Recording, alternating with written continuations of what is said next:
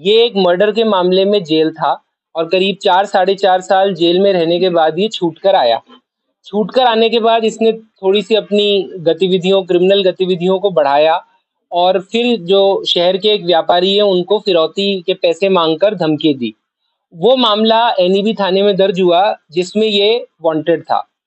इसकी अभी गिरफ्तारी नहीं हो पाई थी। इसी बीच इसने एक कोई सामाजिक सम्मेलन नाम से एक ऑफिशियल कार्यक्रम सा घोषित किया और उसकी परमिशन भी मांगी, जिस पर हमने जो है इसके गांव में दबिश दी। जब एनईबी एसएचओ और उसकी टीम ने दबिश दी तो ये जो है पकड़ में आ गया पुलिस के और पुलिस ने इनफैक्ट इसे अपनी गाड़ी में बिठा लिया था।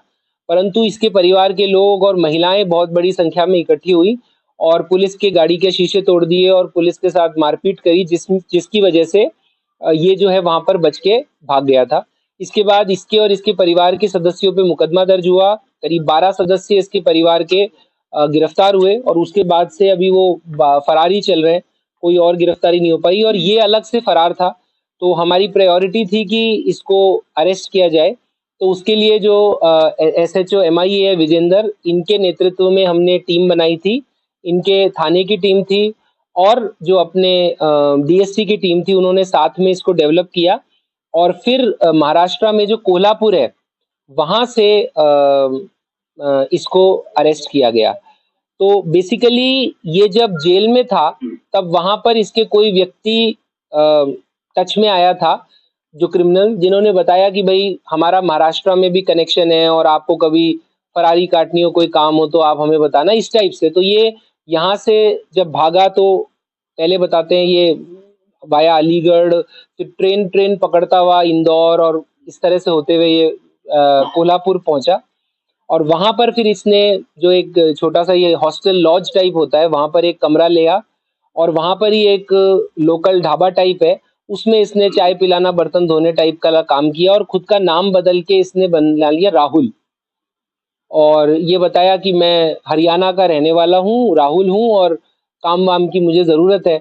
और वो जो व्यक्ति रहा होगा जेल में उसका रेफरेंस दिया होगा इसने और ये वहाँ पर नॉर्मल एक ज़िंदगी जी रहा था। इसने अपने पास कोई फ़ोन, इसके पास से कोई फ़ोन या कोई इस तरह का डिजिटल डिवाइस, इलेक्ट्रॉनिक डिवाइस नहीं मिला है। ये उसने उससे बिल्कुल दूरी बनाए रखी। ना ही ये इसने कोई बैंक अकाउंट ऑपरेट किए। जो ये काम करके इसको कैश में पेमेंट मिलता था उसी से ये अपना खर्चा पानी चला रहा था। केवल एक बैग जिसमें कुछ कपड़े मिले, इसके अलावा इसके पास और कोई सामग्री भी नहीं मिली।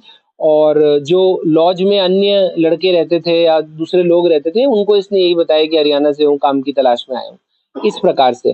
तो हमारी जो टीम है इसने आसूचना संकलन वहीं से की, जेल से ही, और उधर से ही हमें क्लू मिलते चले गए और फिर कुछ इसके बस ट्रेन में बैठने के सीसीटीवी फुटेज वगैरह मिले। उसके आधार पे इन्होंने डेवलप करते करते वहां तक पहुंचे। फिर विजेंदर और उनकी टीम करीब 4 दिन इन्होंने वहीं पे कैंप किया।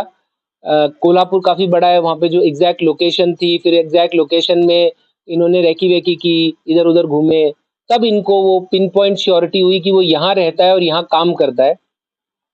और उसके बाद इन्होंने जहाँ वो काम करता था वहां पर दबिश दे करके और उसको पकड़ा और तब इसने छूट के भागने की कोशिश भी की। कूदे फांद में इसके पैर में चोट भी लगी है, वो आज उसका मेडिकल करा देंगे जो भी आया छोटा मोटा। और फिर उसके बाद अब इसको गिरफ्तार किया जाएगा और जो 2 मुकदमे, पहले तो जो पुलिस पे हमले का मुकदमा है उसमें और उसके बाद जो व्यापारी को धमकी देने वाला मुकदमा है उसमें, और बाकी फिर आगे की कार्रवाई अमल में लाई जाएगी।